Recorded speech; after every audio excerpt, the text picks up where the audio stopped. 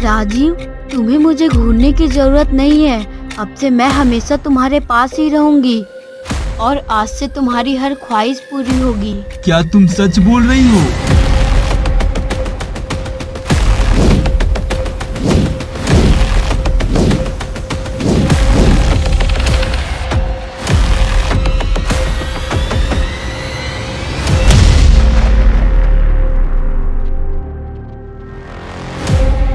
यक्षिणी, जिसका जिक्र हमारे धर्म ग्रंथों में भी किया गया है, लेकिन यहाँ सवाल ये है कि कौन होती है ये यक्षिणियाँ और इनकी साधना करना इतना कठिन क्यों होता है? इन सभी सवालों का जवाब पाने के लिए राजीव घनी आबादी वाले शहरों से दूर, जब दुनिया नींद के आगोश में लीन थी, तब शमशान में स्थित एक पीपल के पेड़ के नीचे बैठा कुछ तैयारियों में जुटा हुआ था। वह धीरे धीरे अपने साथ लाई सारी सामग्री को बाहर निकालकर एक पेड़ के नीचे इकट्ठा कर रहा था। कुछ देर बीतने के बाद राजीव ने अपने सारे वस्त्र एक स्थान पर उतारे और नग्न अवस्था में आ गया। उसके सामने कुंड जल रहा था, जिसके इर्द गिर्द उसके साथ लाई हुई सारी सामग्री रखी हुई थी। एक पीतल का कलश, एक काला मुर्गा, 2 नींबू जिसे लाल रंग से रंग दिया गया था और एक तेज धार वाली छुरी। वो बड़ी शांति से इन मंत्रों का जाप कर रहा था और रात के सन्नाटे में उसको कभी कुत्तों की आवाज आती तो कभी भटकती आत्माओं की। ये सब क्यों कर रहा है तू? मार दिए जाओगे, चला जा यहाँ से। तुझे पता भी नहीं क्या कर रहा है तू, किस लिए कर रहा है तू। मार दूंगा तुझे, चला जा। राजीव डर से कांपने लगता है, लेकिन उसने आंखें नहीं खोली और मंत्र जाप करता रहा, क्योंकि उसने किताब में पहले ही पढ़ लिया था कि जब वो साधना करेगा तो बुरी आत्माओं के जरिए यक्षिणी उसकी परीक्षा लेगी। 4 बजे तक मंत्र जाप करने के बाद उसने वहां पर रखी तेज धार वाली चाकू को उठाया और मन ही मन कुछ मंत्र जाप किया और खच की आवाज के साथ मुर्गे का सर उसके धड़ से अलग कर दिया। कुछ पलों के बाद पंखों की फड़फड़ाहट की आवाज ने सन्नाटे को फिर से भंग किया और फिर से वहां छा गई वही खामोशी।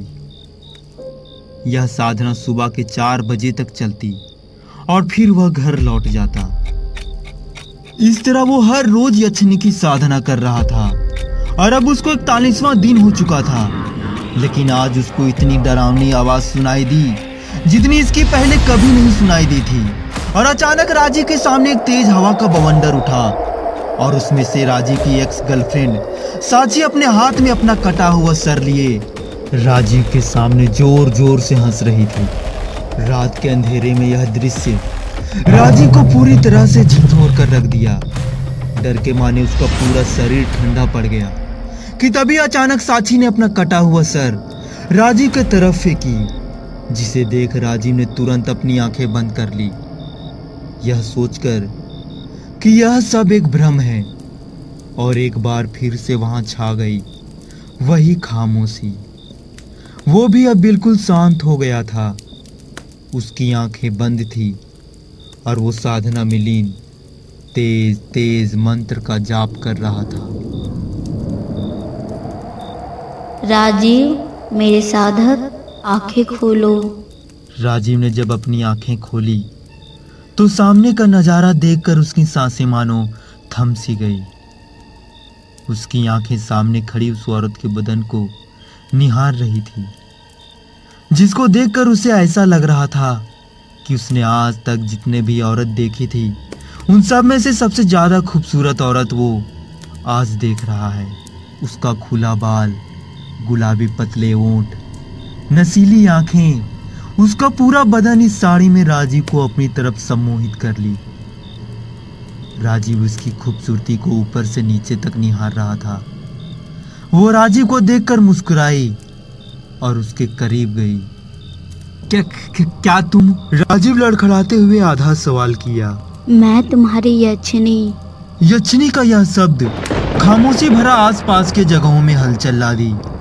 कुछ पलों के लिए कौवों की आवाजें वहां पर गूंजने लगी। तुमने मेरी साधना इतनी मेहनत और लगन से की है कि मुझे तो तुम्हारे पास आना ही था। यह बातें सुन राजीव खुश हो गया, लेकिन अभी उसके मुंह से एक शब्द नहीं निकल रहा था। बस अपनी टकटकी निगाहों से उसके बदन को घूरे जा रहा था। मेरे साथ आओ, कहकर यक्षनी पलटी, जिसके पीछे से उसकी पतली कमर पर राजीव की नजर पड़ी। जब वो मुस्कुराती हुई चलने लगी तो राजीव भी उसके पीछे पीछे चलने लगा। कुछ महीने बाद राजीव अपने कमरे में बैठा कहीं खोया हुआ था। उसके हाथ में सिगरेट थी। बीच बीच में वो उसके एक एक कस लगाता और फिर कहीं खो जाता। राजीव के सारे कर्ज उतर गए थे। एक एक पैसे के लिए तरसने वाला राजीव आज महंगे महंगे गाड़ियों में घूमने लगा था, बड़े से बड़े घरों में रहने लगा था। अब जो कुछ भी उसे पसंद आ जाती, मिनटों देरी में वो चीज उसकी हो जाती। बड़े से बड़े पार्टियों में महंगे महंगे शराबों का सेवन करता, और इस बीच कोई भी औरत उसके करीब आती तो रहस्यमय तरीके से उसकी मौत हो जाती। इस तरह के मंजर को देख राजीव को काफी अजीब लगता। फिर उसे शमशान साधना की वो आखिरी रात याद आती। राजीव, तुम्हें मुझे घूरने की जरूरत नहीं है। अब से मैं हमेशा तुम्हारे पास ही रहूंगी और आज से तुम्हारी हर ख्वाहिश पूरी होगी। क्या तुम सच बोल रही हो? हाँ, अगर तुम मेरी 3 शर्तें मानते हो तो। क्या है वो 3 शर्तें? मेरी पहली शर्त, तुम्हें हर रात मेरे लिए कच्चा मांस लाना होगा। मेरी दूसरी शर्त ये है कि तुम मुझे अपने से कभी दूर जाने के लिए नहीं कहोगे। जिस दिन तुमने ऐसा किया, मैं उसी दिन तुम्हें मार डालूंगी। मेरी तीसरी शर्त, मैं तुम्हारे साथ तुम्हारी पत्नी बनकर रहूंगी और एक पति अपने पत्नी को जो शारीरिक सुख देता है वो तुम मुझे दोगे। और हाँ, आज के बाद अपने सपने में भी किसी औरत को अपने पास आने मत देना, नहीं तो मैं उसे मार डालूंगी। हाँ हाँ, मुझे तुम्हारी हर शर्त मंजूर है। बस धन दौलत बंगला गाड़ी संसार, हर ऐसो आराम चाहता हूँ मैं। राजीव उस समय इतना खुश था कि उसे समझ ही नहीं आ रहा था कि आखिर यक्षनी उससे क्या कर रही है। वो तो बस उसे घूरे जा रहा था और उसकी हाँ में हाँ मिला रहा था। राजीव की दुनिया बदल चुकी थी। यक्षनी राजीव के मन मुताबिक उसे खुशी दे रही थी। बदले में राजीव को भी यक्षनी के साथ हर वो चीज करनी होती जो वो चाहती थी। 7-8 महीने यक्षनी के साथ अय्यासी भरा जीवन राजीव को बहुत अच्छा लगा, लेकिन अब ये चीजें उसे अच्छी नहीं लगती थी।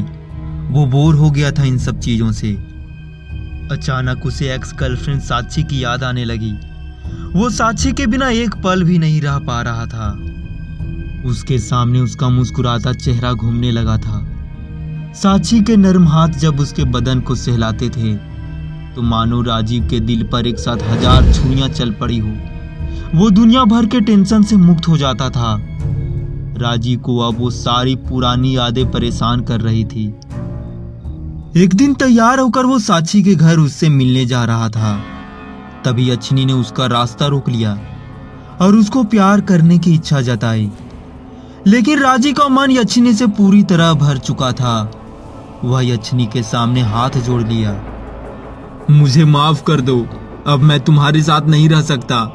मैं अब अपना घर बसाना चाहता हूँ। इतना कहकर राजीव वहां से चला गया। यक्षनी की आंखों से आंसू टपकने लगे, जो कि यह घोर प्रलय की शुरुआत होने का संकेत दे रही थी। राजीव साक्षी को मिलने के लिए उसके घर गया। बहुत देर तक उसने उसके घर का बेल स्विच दबाया, लेकिन दरवाजा नहीं खुला। वो थोड़ा देर के लिए सहम सा गया, लेकिन तभी अचानक दरवाजा अपने आप खुलने लगा। तो सामने का मंजर देखकर उसके होश उड़ गए और मुंह खुला का खुला रह गया। उसने देखा कि यक्षनी ने किसी जंगली भेड़िए की तरह साक्षी के गर्दन को दबोचे हुए है और एक ही झटके में यक्षनी ने उसका दिल बाहर निकाल लिया। राजीव का कलेजा इस वक्त मुंह पर आ गया था।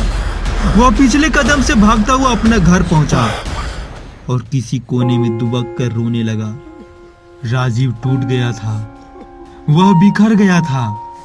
वह मानने के लिए तैयार ही नहीं था कि इसने दुनिया की सबसे कीमती और खूबसूरत लड़की, अपने प्रेमिका साक्षी को हमेशा हमेशा के लिए खो दिया है। जीवन की सबसे बड़े सत्य को झुठलाने वाला व्यक्ति मूर्ख होता है और मृत्यु एक अटल सत्य है। राजीव की प्रेमिका के मौत के कुछ दिनों बाद की बात है। राजीव अपने हाथ में वही किताब लिए खड़ा था जिससे कभी उसने यक्षिणी को सिद्ध किया था। उसने पढ़ा कि अगर उसे यक्षिणी से छुटकारा पाना है तो उसे कुछ विधि करनी होगी और यक्षिणी के द्वारा उसे जितना भी धन दौलत मिला है उसे नष्ट करनी होगी। मैं ये सब कुछ खत्म कर दूंगा, चाहे इसके लिए मुझे अपने आप को भी क्यों ना खत्म करना पड़े। इतना कहकर वो सीधा किचन गया और एक मटके में दही डालकर कुछ मंत्रों के साथ उसे गर्म करने लगा और फिर हॉल में आकर उसने उसी दही से रक्षा मंत्र के गोल घेरे बनाए और उसके बीच में बैठकर ओम यक्ष देवाय नमः का जाप करने लगा। लेकिन राजीव की ये राह भी इतनी आसान नहीं थी, क्योंकि यक्षिणी उसकी साधना में विघ्न डालने के लिए तैयार थी। वह दही से बना रक्षा मंत्र को पार करना चाही तो वो दूर जा गिरी, जैसे किसी अदृश्य शक्ति ने उसे धक्का दिया हो। यक्षिणी की शक्ति काफी तीव्र होती है। वो अपनी शक्ति से राजीव को परेशान करने लगी, लेकिन उसकी हर वो कोशिश नाकाम साबित हुई। घंटों के विधि के बाद वहां पर यक्ष लोक का दरवाजा खुला। हे यक्षदेव, आज तक जो कुछ भी मैंने यक्षिणी से पाया है वो सब कुछ मैं नष्ट करने जा रहा हूँ। आप यक्षिणी को वापस बुला लीजिए। तभी एक भारी आवाज उस वीला में गूंजने लगी। सब कुछ खत्म करना होगा। अगर एक भी चीज बची तो तुम यक्षिणी से छुटकारा नहीं पा सकोगे। तभी राजीव अपने पैकेट से एक लेटर निकाला। उसने स्टॉक से गैस निकलता छोड़ दिया था और अब तक पूरे वीला में गैस फैल चुकी थी। एक बार आंखें बंद कर अपनी प्रेमिका साक्षी को याद किया और फिर लेटर जला दिया। ऐसा करते ही जोरदार धमाका हुआ और इस धमाके में सब कुछ जलकर राख हो गया। इस धमाके में राजीव का पूरा शरीर जल गया और इस धमाके में वो किताब भी पूरी तरह जलकर राख हो गई। यक्षिणी एक तरफ पड़ी तड़प रही थी। तभी यक्षलोक से तेज रोशनी निकलती हुई दिखाई दी और यक्षिणी को ऊपर की ओर खींच लिया। मैं वापस जरूर आऊंगी। यक्षिणी की इस तेज गूंजती आवाज ने वहां के सन्नाटे को भंग कर दिया और फिर से छा गई वही खामोशी। मुझसे गलती हो गई, मुझसे गलती हो गई। तुम्हारी ख्वाहिश पूरी हुई और अब मैं अपनी ख्वाहिश पूरी करूंगी।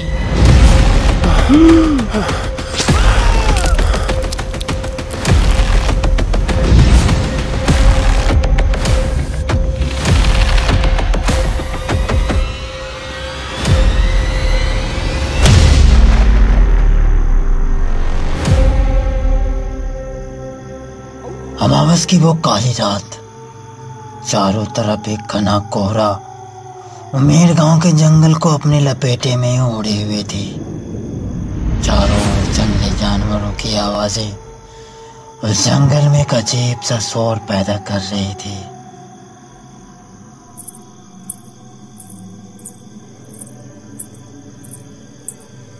रुकिए, इतना कहते ही वो स्त्री वहीं पर रुक गई। जब उसने देखा कि वो वही कोरे बदन और नीली साड़ी वाली लड़की उसकी नजरों के सामने खड़ी है तो उसके दिल का धड़कन अचानक से तेज हो गया। मानो जैसे उसके दिल पर एक साथ हजारों छुरियां चलने लगी हो। अभी भी वो स्त्री विक्रम की ओर मुड़ी नहीं थी।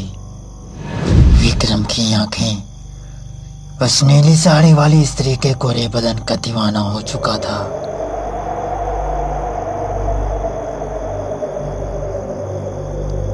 जरा सुनिए, क्या आप वही हैं जब आते टाइम आप मुझे रास्ते में नजर आई थी?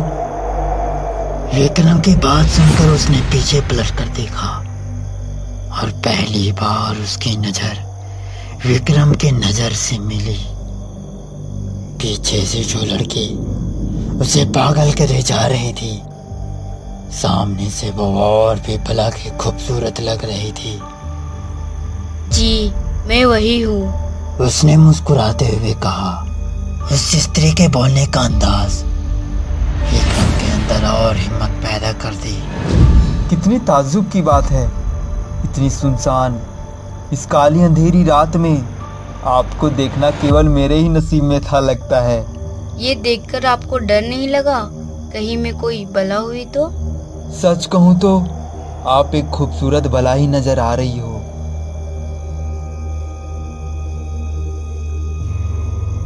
उसकी आंखें उस स्त्री के बदन को ऐसे घूर रही थी मानो उसने आज तक जितने भी औरत देखी थी उन सब में से सबसे ज्यादा खूबसूरत औरत वो आज देख रहा हो। उसका खुला बाल, नशीली आंखें, उसका पूरा बदन इस साड़ी में विक्रम को अपनी तरफ सम्मोहित कर ली। क्या मैं थोड़ा वक्त आपके साथ गुजार सकता हूँ? आप शहरी लोगों का यही होता है, पहले तो आप मुझ जैसे गांव की भूरी भारी लड़कियों को अपनी बातों में फंसा लेते हैं और जब आपका काम पूरा हो जाता है तो पता नहीं अचानक कहाँ गायब हो जाते हैं। देखिए, ऐसी बात नहीं है, सभी शहरी लड़के एक जैसे नहीं होते। अच्छा, ऐसी बात है तो बताइए, वक्त गुजारते समय अगर हम करीब आ गए तो क्या आप मुझसे शादी करेंगे? यह सवाल भी उस स्त्री ने बड़ा ही मनमोहक अंदाज में किया, लेकिन इसका विक्रम के पास भी कोई जवाब नहीं था। वो एक बार मुस्कुराई और अपने रास्ते को चल पड़ी। विक्रम की आंखों में अब उसके रूप का नशा छाने लगा कि तभी अचानक उसके मोबाइल की घंटी बजी। उसने मुस्कुराते हुए कॉल रिसीव करी। हेलो, अबे तू पागल हो गया है क्या? ये टाइम है कोई कॉल करने की? अबे तू कहाँ है? मुझे तुमसे काम है। मैं तो तेरा रूम भी गया था पर तू तो वहाँ था ही नहीं। अबे मैं तुम्हें सब कुछ बताऊंगा, चल अभी फोन रख। अबे रुक रुक रुक रुक, अब तो मुझे अभी जानना है, आखिर तू इतनी रात को बाहर करने क्या गया है? साले कहीं तू अकेले अकेले देसी पीने तो नहीं चला गया? अबे नहीं यार, वो बात नहीं है। तो साले इतनी रात को तू बाहर क्या घंटा बजाने गया है? अबे तू समझ नहीं रहा है तो समझा ना, बात को इतना घुमा फिरा क्यों रहा है? अच्छा ठीक है, सुन, तुझे याद है वो रात जब हम लोग उमेड़ गांव आ रहे थे? हाँ मुझे याद है। उस दिन मैंने एक लड़की को देखा था जिसके लिए मैंने कार भी रोकी थी। हाँ, जो केवल तुझे ही दिख रही थी और हम लोग तो अंधे थे। साले प्रिया सही कहती है, तेरा दिमाग कुछ ज्यादा ही लड़की पर ध्यान देता है। हाँ चल चल, अभी टाइम खोटी मत कर। इतना कहकर उसने फोन कट कर दिया। अरे वो स्त्री कहाँ चली गई? अभी तो मेरे नजरों के सामने थी। अब तो मैं मान ही नहीं सकता कि वो मेरा भ्रम है। विक्रम की आंखों में उस स्त्री के रूप का नशा उस स्त्री को खोजने पर विवश कर दी। वो तेज तेज कदमों के साथ उस स्त्री को ढूंढने लगा, लेकिन उसे वो स्त्री कहीं नहीं मिली। वो स्त्री दोबारा कहाँ गायब हो सकती है? नहीं, मैं मान नहीं सकता कि वो मेरा वहम हो सकता है। हमने एक दूसरे से इतनी देर तक बातें की थी कि तभी अचानक उसके पीछे से किसी चीज की आवाज आई। जब उसने मुड़कर देखा तो उसके चेहरे पर हैरानी और खुशी के भाव एक साथ झलकने लगे। वो वही स्त्री थी जिससे कुछ देर पहले विक्रम बात कर रहा था। विक्रम की आंखों में उस स्त्री के रूप के प्रति हैवानियत का जानवर पनपने लगा। उसकी खूबसूरती के आगे उसका कदम खींचा चला आ रहा था। कुछ दूर जाकर वो किसी सुनसान वीराना पेड़ के सामने जाकर रुक जाती है। पीछे पीछे से विक्रम भी उस पेड़ के पास पहुंच जाता है। उस स्त्री को उस पेड़ के नीचे खड़ा देख उसका हिम्मत और भी बढ़ जाता है। फिर विक्रम उस स्त्री के काफी करीब चला जाता है। क्या नाम है तुम्हारा? अनामिका।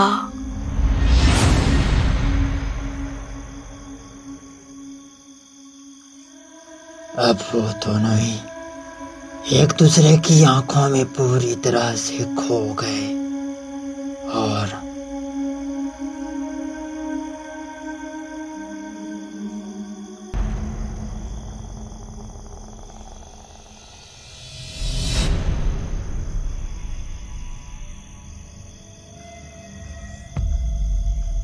और शहरी बाबू कहाँ जा रहे हो? कि वो अनामिका खड़ा होकर उसके गालों पर अपना हाथ फेरने लगी। तो कहो शहरी बाबू, क्या मुझसे शादी करोगे? इस बात को सुनकर विक्रम घबरा गया। ये तुम क्या बोल रही हो? हम दोनों के बीच जो कुछ भी हुआ उसमें तुम्हारी भी मर्जी थी, और ये शादी वाली बात कहाँ से आ गई? इन बातों को सुनकर अनामिका के हाव भाव बदलने लगे। उसकी आंखें खून के अंगारों के जैसा लाल हो गई, जिसे देखकर विक्रम के रोंगटे खड़े हो गए। तुम मेरे पीछे आए, मेरे साथ वक्त गुजारा क्योंकि मैं तुम्हें अच्छी लगी, तो फिर शादी करने में क्या परेशानी है? इस खौफनाक मंजर को देखकर डर के मारे उसका पूरा शरीर ठंडा पड़ गया। वो पिछले कदम से वहां से भागना चाहा, मगर वो वहीं गिर गया। वो स्त्री अनामिका उसके छाती पर आकर बैठ गई। मुझसे गलती हो गई, मुझसे गलती हो गई। गलती तो मुझसे हुई थी, जो मैंने तुम जैसे शहरी बाबू पर भरोसा कर उसको सब कुछ अपना मान लिया था। इसमें मेरी क्या गलती है? तुम मुझे यहाँ क्यों लाई हो? तुम्हें मैं यहाँ नहीं, बल्कि तुम्हारी आंखों की हवस यहाँ तुम्हें खींच लाई है। तेरी गलती बस इतनी है कि तुम्हारी सोच भी उसकी जैसी है। तुम्हारी ख्वाहिश पूरी हुई और अब मैं अपनी ख्वाहिश पूरी करूंगी। इतना कहकर अपने तेज पंजों से एक ही झटके में उसका कलेजा बाहर निकाल दिया और किसी जंगली भेड़िए की तरह उसके कलेजे को खाने लगी। अगर आपको हमारी कहानी अच्छी लग रही हो तो चैनल को सब्सक्राइब करें और ऐसे ही और वीडियो देखने के लिए चैनल पर बने रहें।